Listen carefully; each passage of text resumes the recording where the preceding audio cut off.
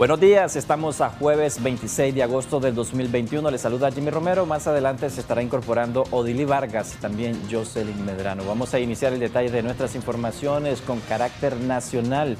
Les indicamos que el Sistema Nacional para la Prevención de Desastres y Mitigación y Atención sostuvo un encuentro con autoridades de la costa caribe norte y sur del país a fin de afinar planes de respuesta ante un disturbio tropical que podría afectar nuestro país. Jocelyn Rojas con la ampliación completa.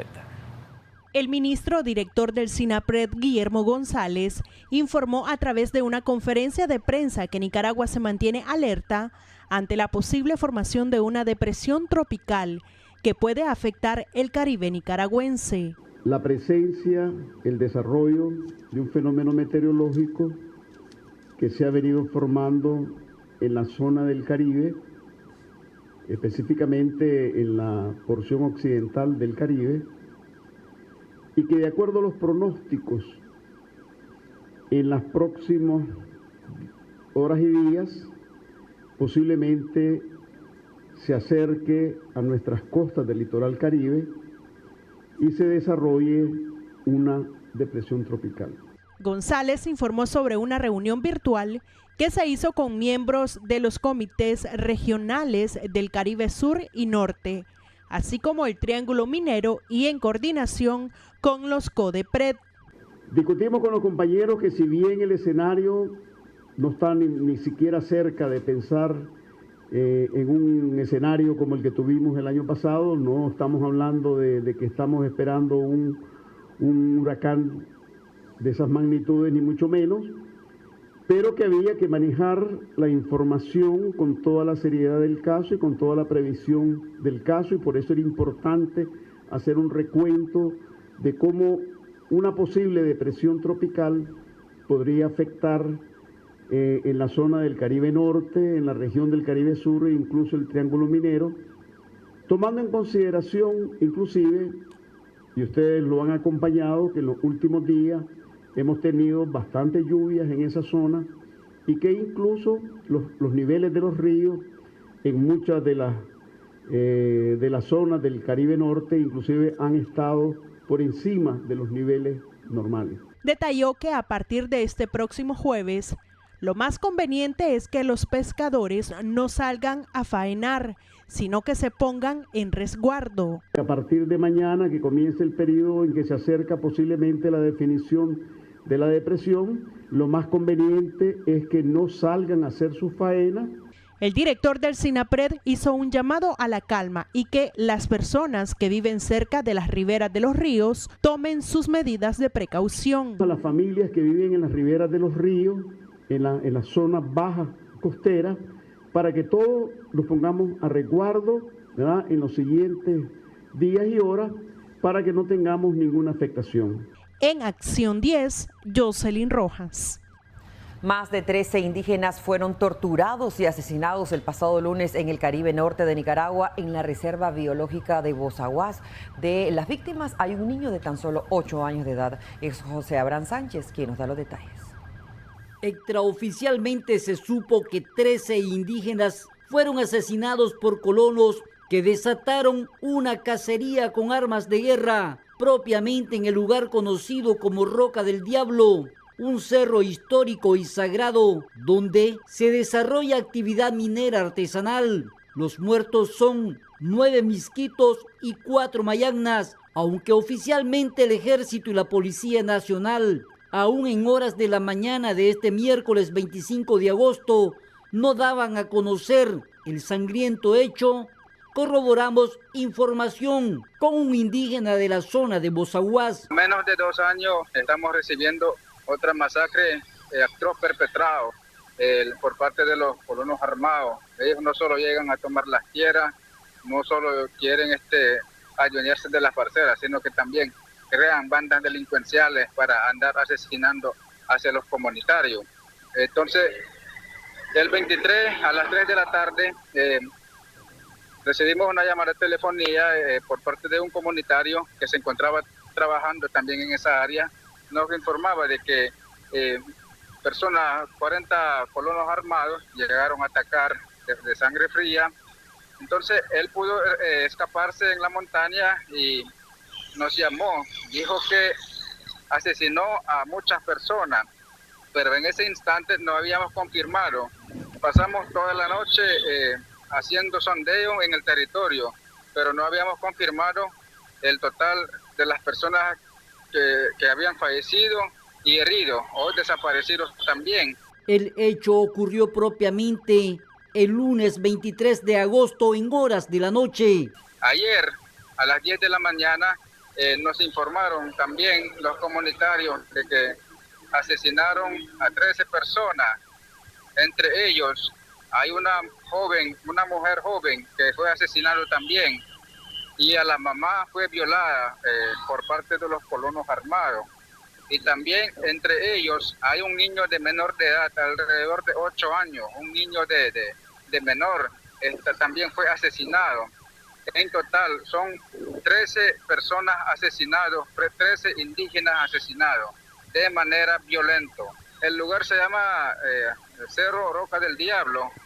Ese lugar fue rescatado o desalojado por parte de los comunitarios del territorio porque estaban ocupando los colonos de manera ilegal. Es una área de guiricería que los comunitarios siempre cuidaban, protegían esa riqueza, porque nosotros no queremos destruir, sino que más bien protegemos y conservamos esa riqueza, pero ellos llegaron y tomaron de manera ilegal.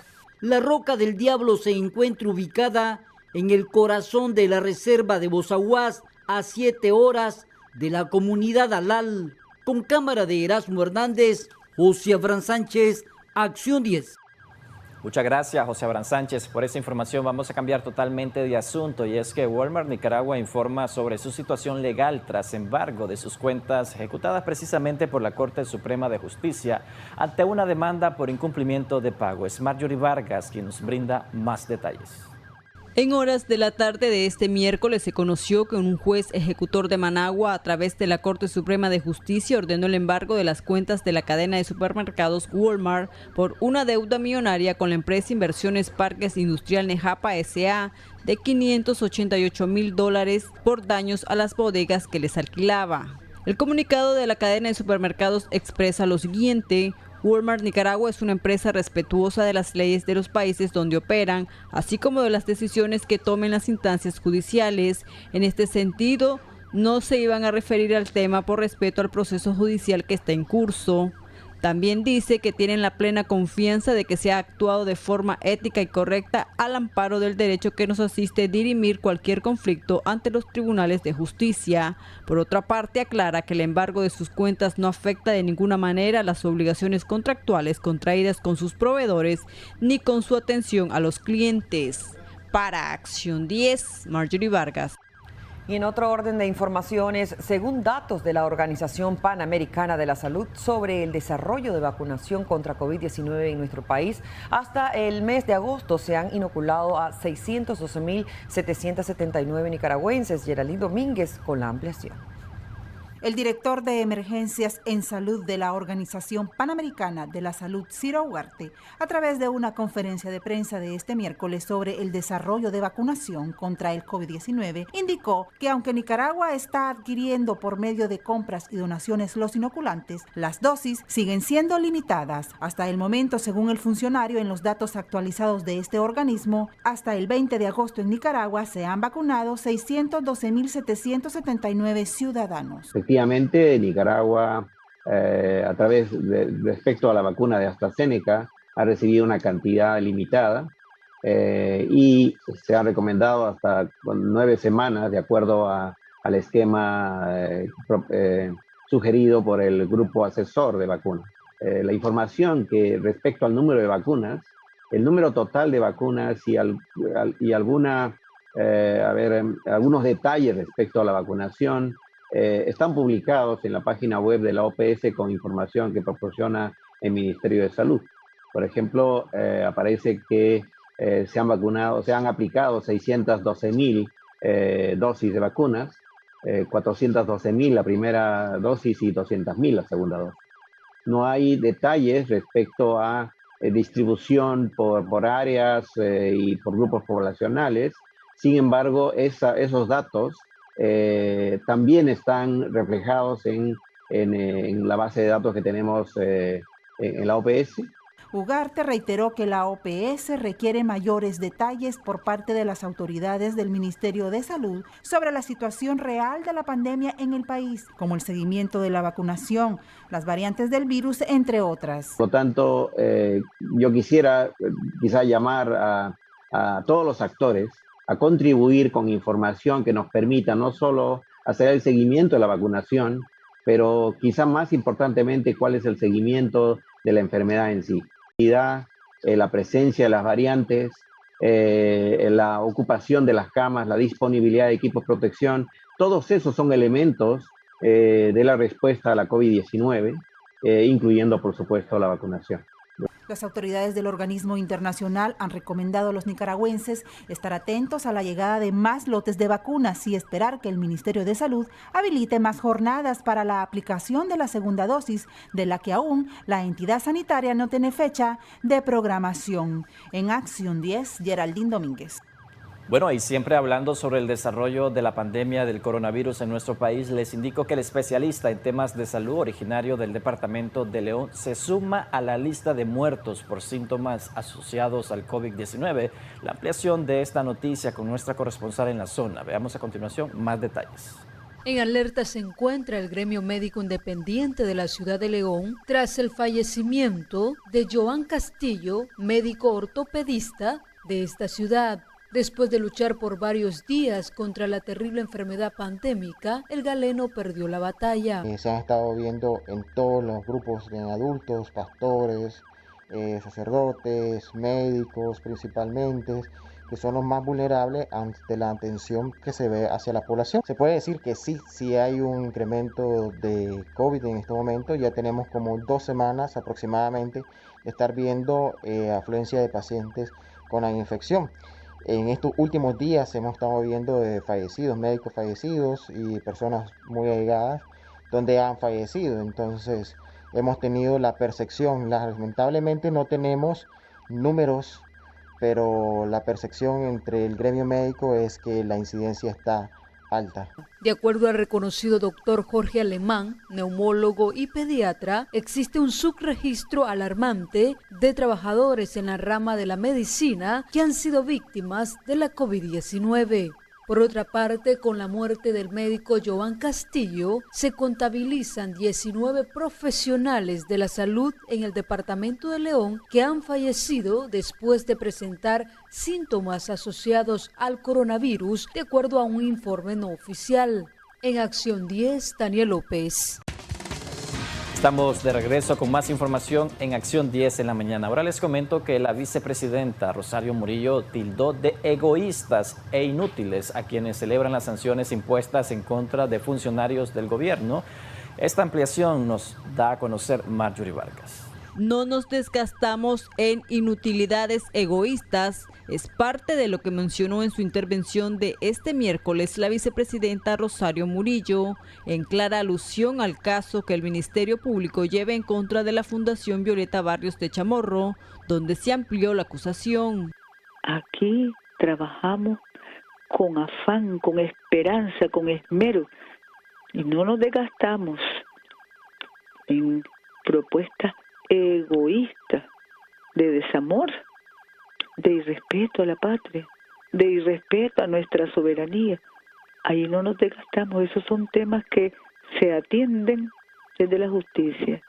Asimismo, señaló que su gobierno lucha para mejorar las atenciones médicas, pese a las constantes agresiones que reciben de parte de las grandes potencias. En medio de tanto desafío, y de tanta agresión, porque no hay otra manera de llamarle, y hay quienes festejan, porque realmente se requiere un espíritu muy pobre, se requiere no ser humano y ser parte de una brutalidad que incluso a los que viven en esa lamentable desgracia, que es la brutalidad, que es la ignorancia, ¿festejar qué? Pero bueno, aún aún en medio de todo eso, aquí hemos avanzado creando más y más centros de salud. Murillo dijo que este mes, donde se celebra la independencia de Nicaragua, continuarán defendiendo la soberanía. Para Acción 10, Marjorie Vargas. Economista Gerson Salgado analiza el desembolso de $353 millones por parte del Fondo Monetario Internacional al Estado de Nicaragua y agrega que esto permitirá un dinamismo en la economía del país. José Abraham Sánchez conversó con él y nos tiene detalles de sus declaraciones. El reciente desembolso millonario otorgado por el Fondo Monetario Internacional al gobierno de Ortega Murillo por $353.5 millones cayó como anillo al dedo ante la recesión económica del país.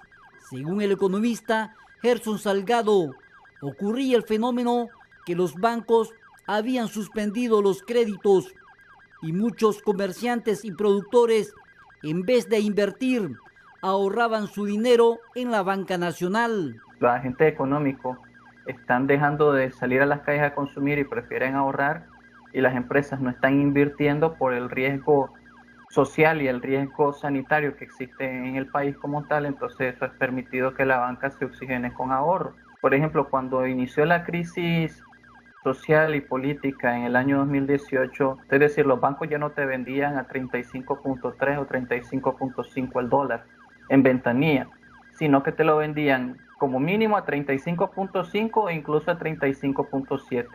Y querramos o no, 0.7 centavos de Córdoba por cada dólar para una economía indexada al dólar ya es un golpe para el bolsillo del consumidor. Es decir, si cada mes todo el mundo tiene sus deudas dolarizadas en Nicaragua, el alquiler de la renta donde uno vive o el vehículo o los estudios, tenía que desembolsarse 0.7 centavos, 70 centavos dólar, esto cada vez iba a afectar la disponibilidad de recursos de los consumidores y al mismo tiempo iba a generar impacto directo.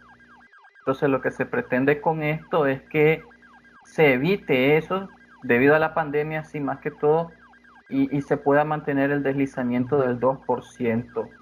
La partida millonaria del FMI es para enfrentar los efectos económicos que ha dejado en muchos países la pandemia del coronavirus. Es un flujo que se les está dando a todos los países, por lo general para el mantenimiento y la estabilidad del sistema financiero y el posicionamiento de las reservas internacionales, es decir, para que la estabilidad del tipo de cambio de Nicaragua, que al día de hoy es un deslizamiento del 2%, ¿verdad?, se pueda mantener sostenible a lo largo del tiempo y de esa manera el sector financiero y como tal la economía real, ¿verdad?, no se vea más perjudicada por el impacto que ha tenido la pandemia en la economía como tal, ¿verdad?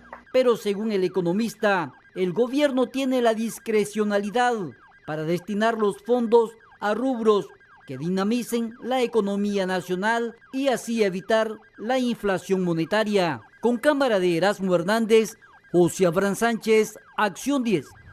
Central Sandinista de Trabajadores informa que la propuesta de solicitud de una reunión a autoridades del MITRAV para abordar la aplicación del 5% a todos los sectores no fue atendida. La ampliación con Jocelyn Rojas. Después que en una intervención el presidente Daniel Ortega hizo referencia a un ajuste de salario, miembros de la Central Sandinista de Trabajadores CST solicitaron a través de una carta una reunión con autoridades del Ministerio de Trabajo MITRAV. Según los afiliados, pretendían solicitar que le fuera aplicado el 5% a todos los sectores. Sin embargo, el llamado no fue atendido y aseguran que la propuesta la harán hasta el próximo año. Esta propuesta que nosotros hicimos llegar a la ministra del Trabajo fue de cara también a que, esa canasta básica la compran todos los trabajadores indistintamente, todos, ¿ya? Los trabajadores del Estado como los trabajadores del sector productivo. Y entonces ha habido inquietud si ese ajuste se iba a aplicar para todos o no. De tal manera que ante el silencio administrativo del ministerio y de la autoridad competente, repito, nos vemos obligados a llevar esta propuesta a la mesa el próximo año. Cuando hablamos de 2 dígitos, probablemente es por los números que están dando hasta este momento. Podrán haber variaciones seguramente, pues, porque bueno, en los asuntos de economía estas cosas son así, pero lo que no cambia es los dos parámetros que la ley establece, es la tasa de crecimiento económica y la tasa de inflación. La suma de estos dos criterios y de estos dos factores es lo que determina qué porcentaje de salario mínimo se aprueba en la mesa del salario mínimo, vale la redundancia, el próximo año y que creemos debe tener vigencia para todo el año 2022. Asimismo, un grupo de trabajadores de la cooperativa de mototaxis Walter Ferretti hicieron un llamado a las autoridades del IRTRANMA, cuya institución les tiene retenidas 8 mototaxis desde hace más de un año y hasta la fecha no les dan respuesta a pesar que están dispuestos a pagar las multas. Sabemos que vamos a pagar una multa y estamos de acuerdo en eso, pero lo que sí no estamos de acuerdo en que se nos confisque el bien y que no se nos dé una fecha ni se sienten a dialogar con nosotros. Simplemente dicen no hay entrega, no hay entrega. Entonces nosotros lo que queremos es que se nos ponga una multa administrativa y se nos entregue lo que es la caponera, la mototaxi, como le queramos llamar, completa. Con imágenes de Ronald Reyes, en Acción 10, Jocelyn Rojas. En otro orden de noticias, 2 ciudadanos que viajaban a bordo de una moto murieron al impactar de manera violenta contra un camión. Esto sucedió en la ciudad de Matiguás. David Mendoza con el reporte completo. Eso de las 11 de la noche de este martes, amanecer miércoles 25 de agosto 2021, se registró un accidente de tránsito en el barrio Los Maderos del casco urbano de la ciudad de Matiguás, donde un motorizado impactó contra un camión perdiendo la vida de forma instantánea. En el lugar solo fue identificado como Lázaro. Con este viajaba una mujer identificada como Yacareli Celedón Dávila, de 23 años, que de acuerdo a información murió minutos después de ser ingresada al hospital primario San José de la localidad. Al lugar del accidente llegó la policía para realizar sus debidas investigaciones y así determinar la culpabilidad. En Matiguás, en menos de un mes, 4 motorizados han perdido la vida en accidente de tránsito. Desde este medio se les hace un llamado a los conductores a manejar con mucha responsabilidad para evitar tragedias como estas. Les informó David Mendoza. Una persona lesionada y múltiples daños materiales fue el resultado de un accidente de tránsito que tuvo lugar en el departamento de Jinotega. Es David Palacios quien nos informa. En la Cuesta de Guale, en Santa María de Pantasma, en Jinotega, se registró un accidente de tránsito entre una rastra y una unidad de transporte, dejando como resultado una persona lesionada y daños materiales. Yo vengo bajando la Cuesta de Guale en el bus y cuando percaté, veí por el retrovisor y veo que la rastra viene desconectada a toda alta velocidad, entonces lo que hice yo fue apurarme más. Yo lo escuché el impacto como que era una bomba que había reventado atrás en el bus. ¿Y era la rastra? Chocó la rastra en el bus y la rastra se dio vuelta y salió de arrastrar y el bus solo brincaba así, frenado, no lo podía detener el hombre en la bajada. Hizo todo lo posible para no irlos al guindo. Y golpeados no vimos, solo medios golpeados así. Yo me golpeé el pie, el otro muchacho. ¿De dónde viajaba el bus? De Jinotega a Huihuilí. El conductor de la rastra, Jaime Antonio Mendoza, sufrió un trauma cerrado de tórax y un trauma craneal leve, por lo que ameritó ser trasladado al hospital Victoria Mota de la ciudad de Jinotega. El señor pues lo llevaron a Jinotega, va grave, el conductor de la rastra, no sé qué le pasaría, se durmió, se le fueron los frenos, quiso meter un cambio, se quedó sin agua. Al lugar se hicieron presentes los oficiales de tránsito para realizar las debidas investigaciones sobre las causas que provocaron este incidente. El llamado a los conductores es conducir con precaución y evitar este tipo de sucesos. Con la colaboración de Denis Alanís, se les informó para Acción 10, David Palacios. Tenemos más noticias en instantes, ya regresamos. Autoridades policiales de Carazo presentan a 15 ciudadanos que según la entidad han cometido varios delitos y agregan que estos serán puestos en manos de la Fiscalía. Elba Ileana Molina nos amplía. Las evidencias fueron presentadas junto a los 15 elementos que habían cometido delitos en diferentes modalidades en la ciudad de Jinotepe, Diriamba y San Marcos. Un trabajo realizado por las autoridades policiales entre el 17 de agosto al 23 en el departamento de Carazo. En el municipio de Diriamba, 5 hombres fueron capturados por el delito de robo con violencia. Entre las evidencias recuperadas están varios teléfonos celulares. Luis Humberto Ortiz Cárdenas, Kevin José Flores Díaz, Víctor Manuel Solís Cruz, Nesmer Alberto Araujo Altodano, Eduardo José Serrano López, quienes despojaron de teléfonos celulares. Robo con intimidación serán acusados Alexander Bojorge, Byron Chavarría, Gilberto Mercado y Miguel Videa, originarios de Managua. Entre las evidencias ocupadas a estos delincuentes tenemos un vehículo placa M22-2617 utilizado para desplazarse después de cometer los delitos. Mientras la comisaría de la mujer recepcionó la denuncia en contra de un ciudadano, siendo este Henry Guadalupe Ruiz García. Otro sujeto que fue acusado fue Sandy Gómez por arrebatarle una fuerte cantidad de dinero a un cambista en plena vía pública la semana pasada en Jinotepe. Que le arrebató una cantidad de dinero que el señor estaba ejerciendo las labores de cambista en el municipio de Jinotepe. Sin embargo, Brian Rocha, Pablo Sevilla y Félix Loaiziga son señalados por operar en el barrio de Fátima y la comunidad La Chona, encontrándole 2 puertas valoradas cada una en más de 4.000 córdobas. Delito cometido en perjuicio de las víctimas identificadas con iniciales JHS y JAFB en el barrio Fátima y comunidad de La Chona. Se espera que en las próximas horas remitan su expediente ante el Ministerio Público. Elba Iliana Molina en Acción 10. Y en temas municipales avanza proyecto de mejoramiento vial en la capital Managua con la ampliación del tramo 1 de las 25 calles para la construcción de 2 puentes vehiculares. La ampliación de esta noticia con Geraldine Domínguez. Proyecto de ampliación y construcción de puentes del tramo 1 de la 25 calle, que será la principal articulación al norte de la pista Juan Pablo II, dio inicio a este miércoles. El secretario de la comuna capitalina, Fidel Moreno, dio detalles sobre las labores que se estarán ejecutando en dicho proyecto. La obra empezamos, si bien los despejes lo hicimos hace varios meses llegamos a acuerdos con las familias en esta zona porque esta era una calle muy estrecha de 2 carriles, ahora estamos llevando a 4 carriles. Es hasta ahora que estamos empezando la obra, estamos construyendo 2 puentes en este segmento de pista, vamos a instalar más de 600 metros de drenaje pluvial, o sea que también vamos a resolver problemas de drenaje pluvial en la zona. También vamos a aprovechar que estamos construyendo en esta zona para incorporar 40 viviendas, hay 40 viviendas que no tienen alcantarillado sanitario acá y bueno, tomando en cuenta que también estamos ampliando el alcantarillado sanitario, vamos a poder asegurarle a las familias en esta zona también que tengan alcantarillado sanitario disponible. Asimismo, Moreno explicó algunas afectaciones necesarias durante el desarrollo de la ampliación de la 25 calle. Lógicamente, pedirles comprensión a la familia. Siempre que estamos construyendo, pues ocasionamos algunos contratiempos. En este momento, por ejemplo, que se está trabajando en la obra eléctrica, no tenemos luz en el sector. Tratamos de que sea lo más rápido posible y realmente han sido cortes muy programados de 4 a 6 horas como máximo y esperamos no más de 4 o 5 días completar esa obra. El funcionario también explicó que los desvíos no serán tan significativos. En este momento tenemos un anillo circundante a este sector.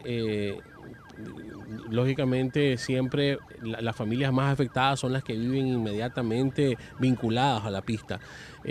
Gracias a Dios, fuera de eso, el desvío no es tan significativo porque el tramo principal es el tramo que está cerca del mercado y con el tramo 1, con el tramo que empezamos, ya facilitamos la circulación en esta zona, ¿no? Así que ahorita básicamente la principal afectación está vinculada a las 4 cuadras más o menos donde se desarrolla la pista principal, ¿verdad? Acá en el sector del recreo. Se pretende que la ampliación de este tramo finalice en el mes de noviembre e iniciar el desarrollo de la ampliación de la pista Juan Pablo II.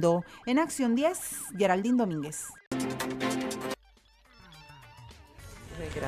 Continuamos con más de Acción 10 en la mañana y acá en Debates y Soluciones continuamos abordando temas de interés y precisamente vamos a abordar el tema sobre la importancia de procesos de integración centroamericana e intercambios comerciales. ¿Qué tan vinculantes han sido las iniciativas que se han abordado en el Parlamento Centroamericano y también las relaciones comerciales que tenemos con distintos países? ¿Qué tanto hace que el país crezca? Y para hablar sobre este tema ya nos acompaña Jocelyn, nuestro invitado. Así es, el doctor Roger Guevara Mena, ex embajador y también analista político, quien está con nosotros. Y es importante que hablemos de la región centroamericana, de esos intercambios comerciales, pero también del tema de la migración, del tema de las políticas en cada país, de cómo a nivel centroamericano de igual manera se ha evaluado y se ha reaccionado a la pandemia de COVID-19, incluyendo pues la reacción y el papel que ha desempeñado nuestro país, nuestra nación. Bienvenido, doctor, un placer que nos acompañe. Sí, gracias por la invitación. Creo que es importante que tengamos claro que la idea centroamericana no es nueva. La idea centroamericana nace con la independencia porque todos fuimos un solo país y todos fuimos parte del Imperio Español y todos fuimos a una guerra para sacar al filibuster de William Walker de Nicaragua.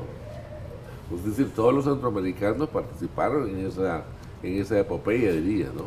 Y por lo tanto, tenemos un espíritu centroamericanista que ha venido siempre repetido en las distintas constituciones.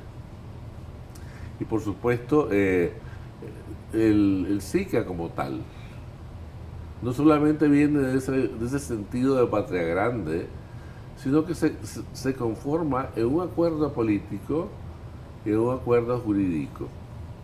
El acuerdo político es el que se da en el Tratado de Esquipulas, donde se reflejan todas las buenas intenciones de democracia participativa, de apertura de mercados, de capital, libre tránsito de capitales y mercancías, pero indudablemente todavía no se habla en esos textos de la libre circulación de personas. ¿Han existido algunos acuerdos puntuales como el CA4, entre otros? Existe, por supuesto que han habido, porque ya el SICA tiene 31 años. Entonces, y evidentemente hay ciertas realizaciones, pero que no han estado a la altura de las aspiraciones de los gobernantes.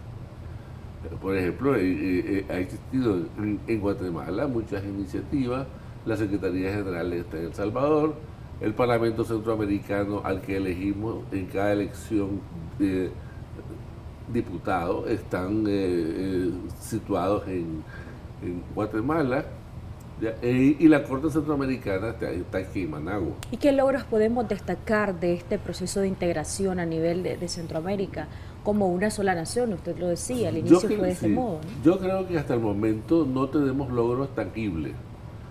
Creo que ha sido muchas palabras.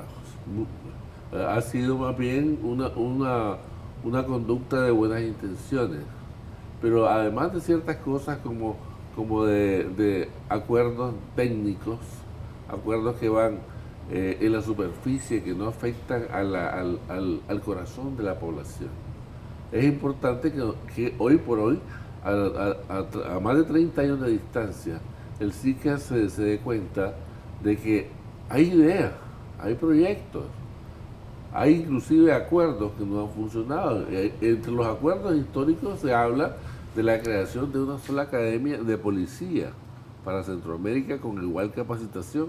No funcionó, no existió, y por lo tanto hoy tenemos la idea de que con el desarrollo de la peste, del COVID, Centroamérica actuó, es cierto, con iniciativas propias. El Salvador actuó con iniciativas propias, y esto evidentemente crea una visión de que seguimos siendo, a pesar de los tropiezos, a pesar de los impases, a pesar de que hay gobiernos que les interesa y a otros que no, el proceso de integración sigue siendo una realidad.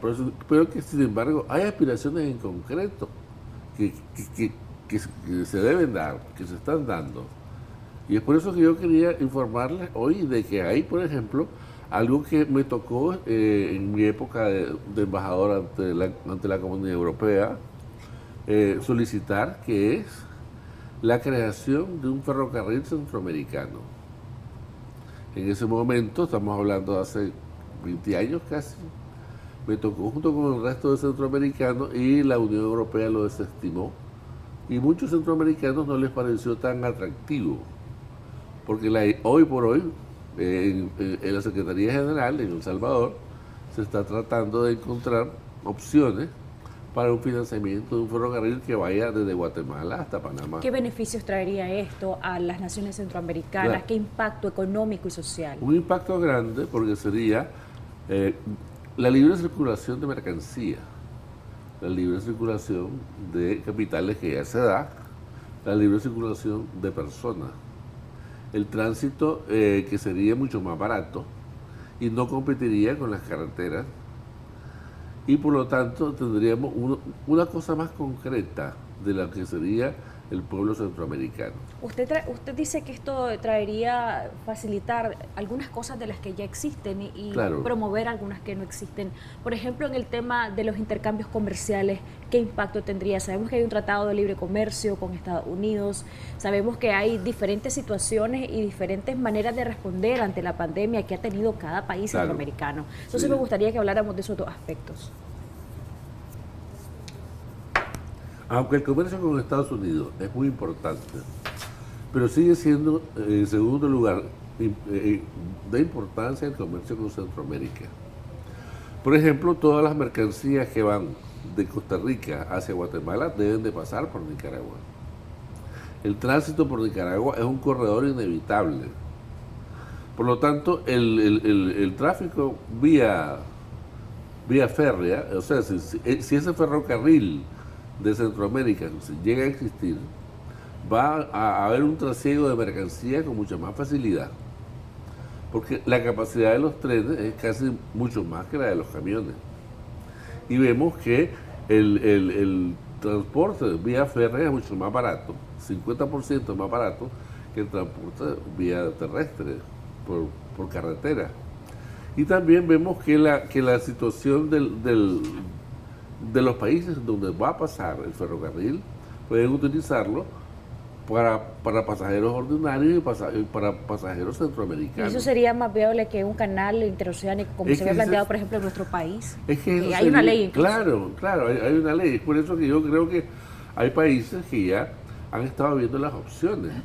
Por ejemplo, en el caso de El Salvador, le estaba pidiendo a China $500 millones para la adaptación de un puerto que se comunique, además de con la China, con el resto de Centroamérica.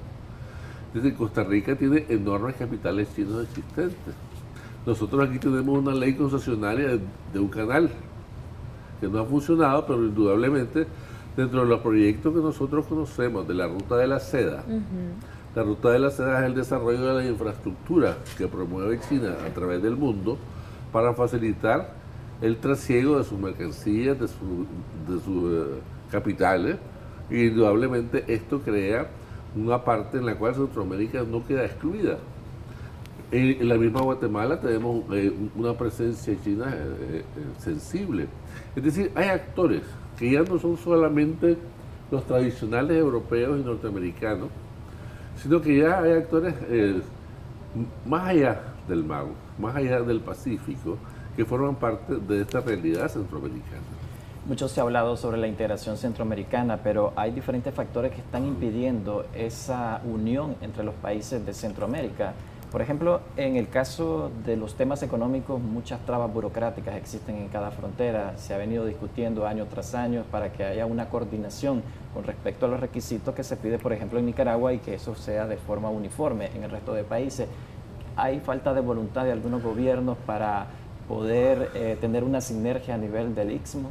Sí, hay poca voluntad política, o no hay voluntad política, porque hay intereses parcelarios, los mismos intereses que partieron a Centroamérica en 5 pedazos y hicieron 5 repúblicas, esos mismos intereses permanecen, son intereses tribales, son intereses de clan, son intereses sectoriales, son intereses de mercados cautivos, son intereses que no van en el sentido de un mercado amplio o de utilizar a los 57 millones de habitantes que seríamos todos los centroamericanos más Panamá y alguna isla como Dominicana.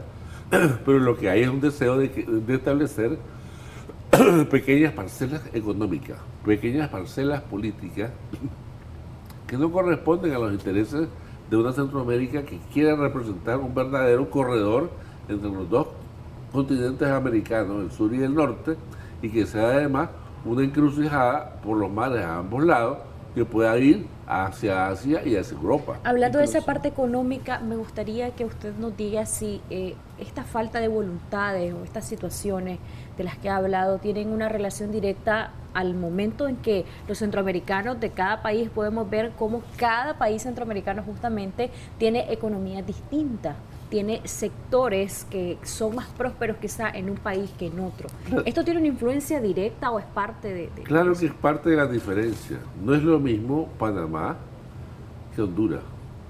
No es lo mismo Guatemala que Nicaragua. No es lo mismo El Salvador, inclusive, que Nicaragua. Es decir, son mecanismos diferentes y economías distintas. El Salvador y Panamá tienen economía dolarizada y es el dólar la moneda corriente.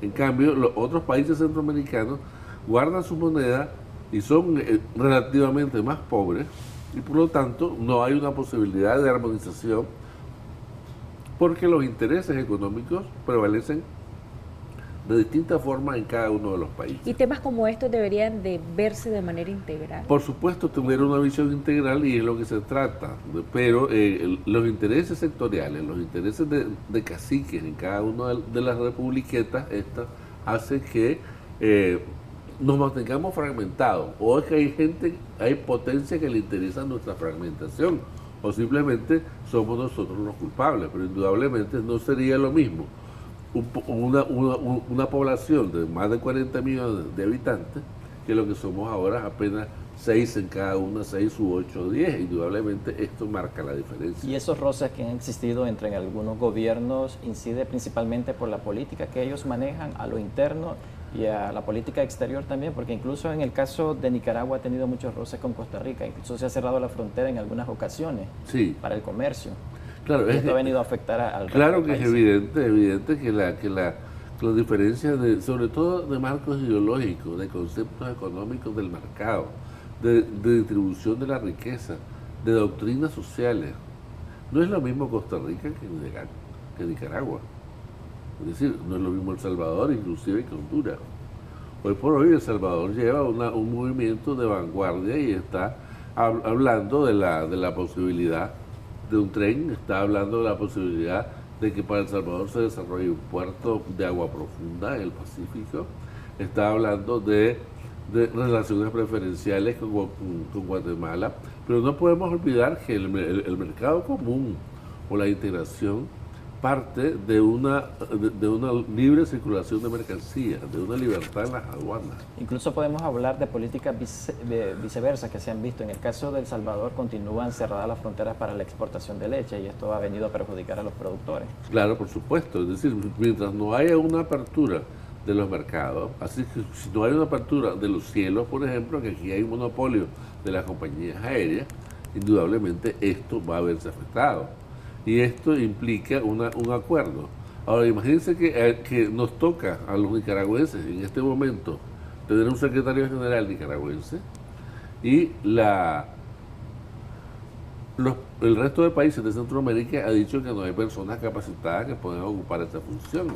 Doctor, expertos han dicho de que si hubiese una sinergia entre los países de Centroamérica, los que conforman el SICA o el Parlamento Centroamericano, prácticamente la región sería una gran potencia, al igual que Estados Unidos. ¿Eso sería una realidad si existiera compromiso de parte de los gobiernos? Yo creo que sería un país que tendría que tomarlo en cuenta por su posición estratégica, por su posición económica, por su posición política, y ya dejar de considerar que es 5 o 6 parcelas políticas y estar lidiando con 5 o 6 gobiernos diferentes con marcos ideológicos supuestamente contrarios y al final coincidentes o dependientes de alguna potencia. Esto es lo que crea las diferencias y esto hace que los países no avancemos y que la población sufra, porque ¿quién sufre con las diferencias de los liderazgos políticos? La población. Y hay temas muy sensibles, doctor, en materia de los países centroamericanos, por ejemplo, el tema de la migración, el tema de las situaciones políticas, convulsiones en cada país. Por ejemplo, en El Salvador hay quienes ven con buenos ojos el desempeño del presidente Bukele, hay otros que ven a un dictador en potencia. Ya sabemos cómo está la situación en el caso de otros países, en el caso del nuestro, por ejemplo. Entonces, hay temas bien sensibles como el tema de la migración, los temas económicos, el tema de la pandemia de COVID-19. ¿Cómo se debería de abordar estas temáticas en materia de integración centroamericana? Yo creo que tendría que considerarse que las decisiones vinieran del Parlamento Centroamericano, porque es ahí que están representadas, justamente para eso fueron electos. Pero de forma estatutaria, el Parlacén no tiene capacidad de imponer las leyes en todos los países.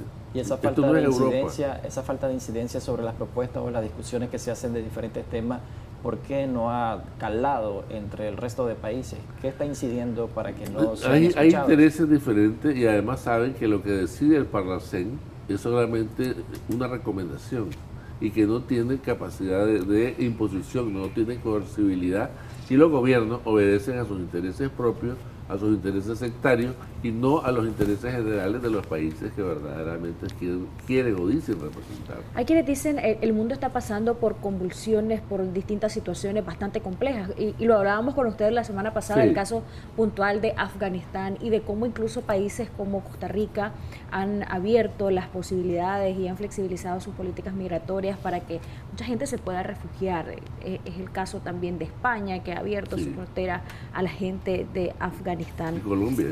Colombia también. Entonces, en estos temas, ¿cómo se deberían de abordar de manera integral? Y he leído un poco acerca del funcionamiento del SICA, ya más de 30 años, y prácticamente los retos, según las páginas oficiales referidas al sistema de integración centroamericana, son los mismos. Integrar la integralidad, y así lo dicen, aunque parezca redundante. Claro, imagínense que en la época que estuve representando a Nicaragua ante la Unión Europea, se planteó y planteamos en repetidas ocasiones que fuera una sola embajada y no 5 embajadas en Bruselas o 6, porque eso es mucho más económico y mucho más rentable, y que fuera un consulado para cada país que atendiera el asunto de la visa. Por ejemplo, eso sería un tipo de armonización que podría guiarnos y hacer ver que Centroamérica es un solo país. Eso hasta el momento no ha podido realizarse. Sobre el tema migratorio, Centroamérica, ¿qué riesgo corre, tomando en cuenta de que Estados Unidos ha empezado a implementar políticas más restrictivas en cuanto a los migrantes, principalmente aquellos que migran de Guatemala, que migran de Honduras, de El Salvador, que son países del norte donde sus ciudadanos andan buscando mejores oportunidades de vida? Indudablemente que esta falta de coordinación afecta a la migración, porque no hay una coordinación, no hay un volumen determinado, no hay un análisis de qué tipo de migración está llegando. Y porque si hubiera un acuerdo entre Centroamérica y Estados Unidos, se diría, ok, estos sectores con cierta capacitación sobre este tema van a tal lugar. O sea, si hubiera habría una migración selectiva, de acuerdo a la naturaleza de la necesidad del país que los va a recibir. Incluso se ha dicho que la migración en Centroamérica se ha arraigado año con año debido a las políticas que están implementando diferentes gobiernos. No hay apoyo a la reducción de la pobreza, no hay apoyo a la empleabilidad, entre otros temas. ¿Eso es cierto? Y si realmente los gobiernos están haciendo los esfuerzos a nivel de Centroamérica para erradicar el problema de la migración, que año con año, como le estaba diciendo, se ha venido acentuando. Ellos se comprometen nada más a evitar que haya afluencia a través de México hacia los Estados Unidos, pero no hay una verdadera política de migración selectiva, no hay un verdadero acuerdo sobre qué tipo de migrantes es que van a proceder, sobre qué tipo de empleo es el que necesita, el que va a adoptar a los migrantes, y así evitar que nuestros ciudadanos estén como ahora están, muertos de hambre y están a merced del presupuesto del país que los recibe. Y esto es una carga social para ese país y evidentemente esa migración no la quieren. Al parecer, doctor, creo que los gobiernos están viendo el tema de la migración como una oportunidad de crecimiento para sus economías, porque las remesas han venido creciendo tanto para Nicaragua como para Honduras, para El Salvador, para Guatemala, y eso impulsa de alguna manera el Producto Interno Bruto de cada nación. ¿Ellos están apostando a la migración o están apostando a que esos connacionales envíen más remesas para que exista un crecimiento, podríamos decirlo, sostenido? Sí, yo creo que en el caso de El Salvador y Nicaragua es muy sensible, porque en el caso de El Salvador casi 1/3 o más del presupuesto corresponde a lo que envían los migrantes. En el caso de Nicaragua forma parte de un rubro especial. O sea que hasta el momento la exportación de gente, a falta de exportación de productos y servicios, ha constituido un buen negocio para los estados. De manera que estamos hablando de que no hay una coordinación para la migración, porque todavía existe una rentabilidad. Ese dinero que envían los remeseros va hacia los bancos centrales. va a ser administrada por el sistema financiero local, va a ser controlada por el gobierno. De manera que si hubiera coordinación centroamericana, ese dinero dejaría de llegar de esa manera y francamente sería una pérdida para ellos. Pero las remesas no garantizan una estabilidad económica para las economías. ¿Sí? No, pero es un actor que en la economía no puede dejar de contarse con ella.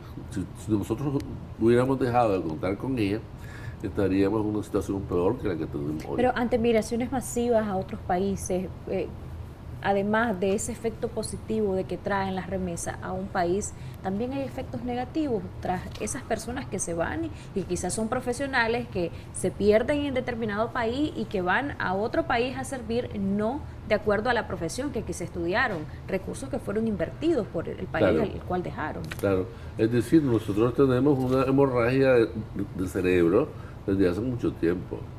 Las clases medias son las primeras en emigrar y dentro de las clases medias profesionales, los jóvenes que andan buscando nuevos horizontes y con justa razón. Es decir, hoy por hoy tenemos una cantidad de jóvenes, yo tengo a mis hijos, por ejemplo, que se fueron en un momento porque aquí no había opciones. Y eso se da a todos los niveles y en todos los departamentos. Y luego ahora tenemos otro tipo de migrantes mucho más jóvenes y mucho menos capacitados y en mayor cantidad. ¿Las razones de emigrar han venido cambiando en los últimos años? Han sido casi iguales. Han sido casi iguales porque ha habido en el fondo una motivación política. Y ese accionar político negativo produce la ausencia de trabajo. Y la ausencia de trabajo produce justamente esa migración masiva que crea un muro de contención como lo hace Estados Unidos para los mexicanos y a la vez crea esa explotación que hacen los coyotes de los emigrantes centroamericanos. Y hemos visto casos de nicaragüenses, de gente secuestrada inclusive muerta al cruzar el río, es decir, el río Bravo que separa Estados Unidos de México. Hay cantidad de muertos y hay cantidad de cosas muy difíciles que deberían de coordinarse en una política migratoria centroamericana. Y hablando de esas políticas centroamericanas, por ejemplo, hemos visto crecimientos distintos en las diferentes naciones que son parte de Centroamérica y a la par de ello situaciones que son difíciles para cada país. Por ejemplo, en nuestro país, ¿cómo estaríamos en materia de los esfuerzos que estaría quizá o está haciendo Nicaragua por el tema de la integración, por el tema de el recibir recursos, por ejemplo, los desembolsos que ha recibido nuestro país? ¿Qué proyección usted ve en estos dos aspectos? En la proyección económica, política de Nicaragua y en la proyección o cómo Nicaragua se ha desempeñado en el tema de buscar la integración centroamericana, algo que el SICA ha tenido como misión desde hace más de 30 años. Yo creo que ninguno de los países puede calificarse como con 10, digamos con la mejor nota para esto. Todos han hecho, pero muy poco. Es decir, hay más intenciones que realizaciones. Por lo tanto, estaríamos hablando de que, si bien es cierto, aquí no tenemos el efecto que hay en El Salvador de las maras, que son los salvadoreños que regresan de Estados Unidos, pero regresan con un conocimiento delictivo y lo ponen en práctica en su país, nosotros no tenemos el problema de las maras, nunca lo hemos tenido. Lo que podríamos decir que es algo positivo, ¿no? Porque esto no ha existido. Ahora, por lo tanto, en países como El Salvador y Honduras, sí ha existido simplemente porque ha habido un desorden político, ha habido una creación para que estos grupos de jóvenes delincuentes sean promovidos, fomentados, patrocinados por grupos políticos que son los que inclusive mandan a matar por encargo. Y esto crea situaciones complicadas en distintos países. Ya Honduras ha tenido cosas parecidas, pero indudablemente los niveles de acción política están sujetos a los niveles de control. Y ese control político no lo tiene de igual forma cada uno de los países. No es lo mismo la legalidad costarricense que la legalidad nicaragüense, por ejemplo, ¿no? Incluso a pesar de que en Nicaragua no hay mara, como usted lo manifiesta, que en el caso de El Salvador, expertos han alertado que en nuestro país han aumentado los índices delincuenciales. Esto podría tener un impacto negativo para la economía porque el inversor, al ver que Nicaragua está perdiendo su nivel de seguridad que tenía por muchos años, esto podría afectar el tema de la atracción de inversión extranjera directa. Por supuesto que la inversión directa extranjera toma en cuenta los niveles de seguridad, aunque considera que cobran mucho más alto porque son capitales de riesgo, pero llega un momento en que el capital de riesgo no soporta tanta inseguridad y mejor se abstiene de la inversión. Por lo tanto, esto produce un efecto directo sobre la economía y sobre la seguridad jurídica que puede producir la acción del capital en el empleo nacional. ¿Y qué propuesta debe hacerse a través del SICA o del Parlamento Centroamericano para que se regulen esos niveles de inseguridad? Por ejemplo, en El Salvador decía el tema de las maras, incluso en Guatemala hay el crimen organizado. Claro. Entonces es un problema que a Centroamérica le afecta a nivel regional. Claro que sí, para eso se había creado lo que habíamos dicho al principio, de esa escuela centroamericana de policía. Que no ha tenido éxito. Que no tuvo acogida porque los distintos gobiernos han tenido a su policía como su equipo personal y no como un equipo nacional que pueda complementarse con el resto de países de la región. ¿Hace falta voluntad y visión? Hace falta visión porque hay una visión muy tradicional, muy conservadora. Es decir, no hay sentido de integración. Es decir, nunca hay comparaciones con Europa, que es cierto que son distintas realidades, pero podríamos tomar en cuenta ciertos aspectos y podríamos tener una mentalidad abierta para que exista el desarrollo del comercio con otras zonas. Es decir, nosotros en Nicaragua tenemos una ventaja única. Ningún país en Centroamérica tiene frontera con Colombia. Y nosotros tenemos una amplia frontera marítima que no se ha explotado, que no se conoce, que simplemente es una zona de mercado que se debe utilizar y que simplemente no ha habido visión para el desarrollo de esa zona y que está falleciendo, por decir así, está en agonía una zona enorme de Nicaragua que sería capaz de producir una cantidad de comestibles para la zona de Colombia y que no lo hace porque simplemente no hay iniciativa o hay problemas entre las visiones de ambos gobiernos. En el aspecto comercial, doctor, hay dos acuerdos que tiene Centroamérica a nivel de Centroamérica hay dos acuerdos importantes, el que es de Estados Unidos y también el de la Unión Europea. Sí. A nivel de Centroamérica, ¿qué países han estado fallando en el cumplimiento de esos acuerdos que han firmado? Porque se habla de tema político, tema de cooperación y tema económico, que es el comercial. Yo creo que existen distintos niveles de desarrollo. O sea, estamos hablando de que Centroamérica va funcionando a distintas velocidades de desarrollo económico. Como decíamos al principio, no es lo mismo El Salvador y Costa Rica que Honduras y Nicaragua, por ejemplo, ¿no? Entonces yo creo que debe de considerarse un tipo de cooperación relativa al desarrollo de cada uno y de forma complementaria, de manera que no exista una ventaja de unos sobre otros, aprovechando la ausencia del desarrollo, y esto crea simplemente mayor diferencia y lo hace mucho más complicado. En el caso de Nicaragua, por parte de estos dos acuerdos, tanto del DR-CAFTA como el ADA, se ha discutido el tema de que se ha incumplido en el tema de la política, en la violación de los derechos humanos. Sí, es decir, estamos hablando de que tanto el ADA como el DR-CAFTA establecen como criterios de funcionamiento el punto político, el desarrollo de la democracia, la práctica democrática, la transparencia electoral, la participación ciudadana, que son unos condicionantes para que se dé, en el caso del ADA. En el caso de Centroamérica, Nicaragua sería el único país que está incumpliendo. Es decir, hasta el momento es el único que el Parlamento Europeo ha estado muy preocupado y ha dictaminado y ha establecido criterios de incumplimiento. No se ha presentado en otro país de Centroamérica.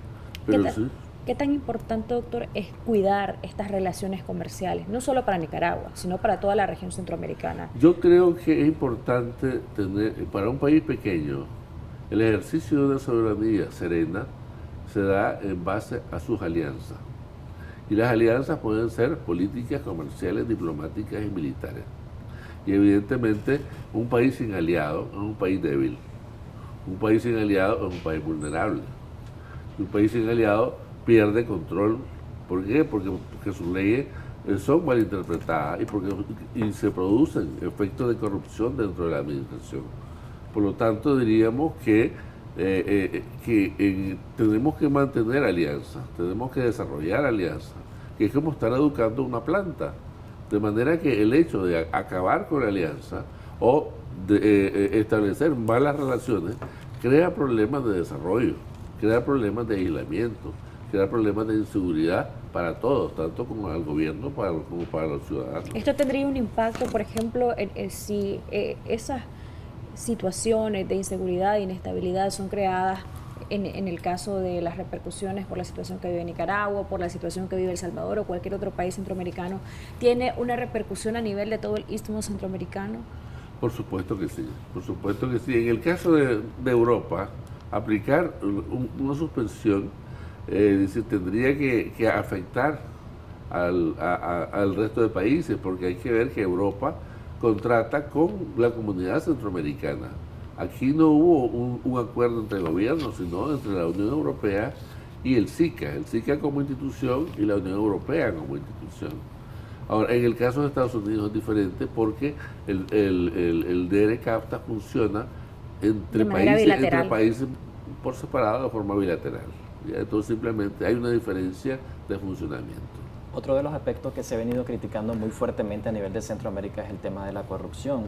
Eso también tiene que ver con el tema de la integración, porque en el caso de Guatemala se han juzgado prácticamente a expresidentes que han estado gobernando esa nación. De igual manera en El Salvador. Claro, es decir, esto incide porque forma parte de una visión de aplicación de la democracia que la comunidad internacional, en este caso la donante o la cooperante, como es Europa y Estados Unidos, exige un comportamiento para dar lo que da. Entonces, en el momento en que se descubren acciones que van en contradicción al espíritu del acuerdo, en ese momento hay críticas y hay amenazas de suspensión de esa ayuda. Incluso el tema de la corrupción no solo afecta a la política, también afecta a los temas económicos, porque en el caso de la frontera muchos se han dicho los empresarios que hay coima, que se imponen algunas trabas para que ellos puedan acceder pues a coima, y eso ha impedido la integración centroamericana de hace muchos años que se ha venido trabajando en eso. Es decir, en toda Centroamérica se han dado esos niveles de corrupción, es decir, se ha venido diciendo desde Honduras el tráfico de la droga, desde Guatemala los carteles de la droga que controlan la ciudad, luego en El Salvador las maras, luego los carteles de la droga en Costa Rica, ¿verdad? Y lo que existe en Panamá, que es algo parecido. Indudablemente eso es cosa que se ha venido repitiendo en cada uno de los países y ha venido impidiendo, porque estas asociaciones, estos sindicatos delictivos tienen lobbies en los congresos y en los partidos políticos donde financian y actúan a través de ellos, y de manera que consiguen cierta inmunidad, cierta protección de los gobiernos de turno, y esto crea indudablemente desconfianza de los inversionistas, tanto de Europa como de Estados Unidos, para tener su capital en seguridad y que les produzca la rentabilidad programada. Pero ¿qué pasa en los gobiernos? ¿Se hacen de la vista ciega al ver estos problemas que se están acentuando en cada nación? Es que pasa que el ejercicio malentendido de la soberanía produce que el país pierda aliados, pierda socios, pierda comercio, pierda oportunidades. Hay una línea muy estrecha entonces entre lo que se entiende como una invasión a la soberanía y lo que se entiende como parte de esos acuerdos bilaterales que existen con otras naciones. Es que confunden las actividades de Estado con las actividades de partido o actividades personales. Indudablemente las actividades de Estado son aquellas que se refieren a cosas como la integración. Es decir, hoy no podemos tener ni siquiera un secretario general que nos corresponde por derecho, porque los otros lo rechazan, lo que se ha presentado. Indudablemente esto es un atraso y va en contradicción con el espíritu comunitario centroamericano, que dice que le toca a cada uno por turno un secretario general por 5 años. Entonces, es decir, esto afecta, ¿por qué? Porque crea un espíritu de poca solidaridad y de incumplimiento de parte de los otros hacia algo que está establecido en la ley centroamericana. Ya para concluir, doctor, me gustaría que nos dé recomendaciones en cuanto a esos esfuerzos, además de los que ya mencionó, que se deben hacer en pro de la integración centroamericana, en pro de que el SICA funcione de manera óptima. que mejore ese funcionamiento que ha tenido a lo largo de estos 30 años, pero también que me dé una conclusión en cuanto al tema de nuestro país, de Nicaragua, qué podemos esperar. Hay una serie de expectativas en cuanto al tema electoral, entre otras situaciones. Yo creo que la integración, al igual que los otros acuerdos que existen con Europa y con Estados Unidos, hablan con claridad de los mecanismos que entienden que deben practicarse en cada país. Es decir, para cada uno de esos países es una regla, es una exigencia, un comportamiento político. Y es evidente que si esos países no ven ese comportamiento político establecido en los tratados, en este caso en el acuerdo de Esquipulas, por ejemplo, ¿verdad?, o en el protocolo de Tegucigalpa para el caso del Zika, igual que para el ADA en Europa, igual que para el DRCAFTA en los Estados Unidos, es lógico que esto pone en guardia a los países porque deja de ser un país confiable y puede pasar a otros niveles que no son confiables, y esto crea conflictos comerciales, conflictos políticos y conflictos sociales. Muchas gracias, doctor, por habernos acompañado aquí en Acción 10 en la mañana. Siempre bienvenido. Gracias por la invitación. Okay, vamos a presentarles ahora la tendencia que obtuvimos en la entrevista de ayer, donde nos acompañaron dos médicos, el doctor Antonio Somarriba y el doctor Alejandro Lagos. Estuvimos hablando del tema sobre COVID-19, prevención y tratamientos. Esta entrevista, que fue transmitida a través de nuestra página oficial de Facebook, Canal 10 Nicaragua, obtuvo un total de 9.998 personas alcanzadas y fue compartida 81 veces, y en temas de interacciones obtuvo 2.914. Y con esta información que le hemos compartido vamos a hacer una pausa comercial. Ya regresamos con más de Acción 10 en la mañana. Qué bueno que pueda continuar con nosotros en Acción 10 en la mañana. Ahora es momento de enlazarnos en vivo con Christopher Guevara, quien nos va a hablar un poco sobre los protocolos de bioseguridad que se están aplicando en diferentes comiderías del país. Sabemos que el COVID-19, el SARS-CoV-2 en sí, está generando diferentes afectaciones. De igual forma, la sintomatología y también las complicaciones que puede dar las variantes que ha traído consigo. Las comiderías son uno de los sectores bastante vulnerables en relación a los contagios. Pero Christopher Guevara, adelante, te escuchamos.